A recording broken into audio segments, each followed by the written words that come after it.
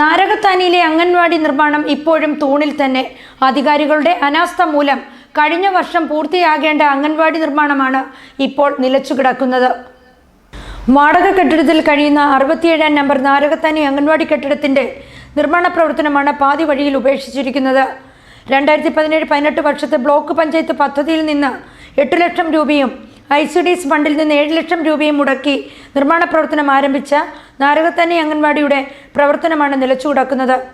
പടുതോട് എഴുമറ്റൂർ റോഡിൽ നാരകത്താനി ജംഗ്ഷനിലാണ് മികച്ച രീതിയിലുള്ള അംഗൻവാടി കെട്ടിടം പണി ആരംഭിച്ചത്.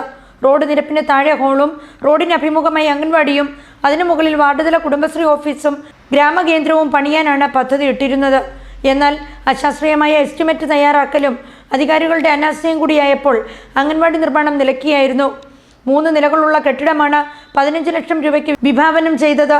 എന്നാൽ ഈ തുക കൊണ്ട് കെട്ടിട നിർമ്മാണം പൂർത്തിയാക്കാൻ പറ്റാത്ത അവസ്ഥയാണ് കരാറുകാരനുള്ളത്.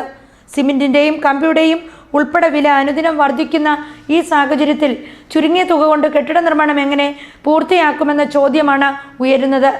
മുകളിലത്തെ നിലയുടെ മേൽക്കൂരയുടെ നിർമ്മാണം, ഭിത്തികളുടെ നിർമ്മാണം ഉൾപ്പെടെയുള്ള പണികൾ ഇനിയും അവശേഷിക്കുകയാണ്.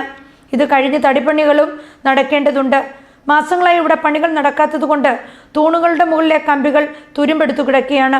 പഞ്ചായത്ത് ഫണ്ടിൽ നിന്നും നാട്ടുകാരിൽ നിന്ന് പിരിവെടുത്തുമാണ് 3 ലക്ഷം രൂപയ്ക്ക് 3 സെന്റ് സ്ഥലം വാങ്ങിയത്. ഇതുകൂടാതെ വസ്തു ഉടമ 1 സെന്റ് സ്ഥലം സൗജന്യമായി നൽകി. വർഷങ്ങളായി വാടക കെട്ടിടത്തിൽ കഴിയുന്ന അംഗൻവാടി സ്വന്തം കെട്ടിടത്തിലേക്ക് മാറ്റുക എന്ന ലക്ഷ്യത്തോടെയാണ് മല്ലപ്പള്ളി ബ്ലോക്ക് പഞ്ചായത്ത് ഫണ്ട് അനുവദിച്ചത്.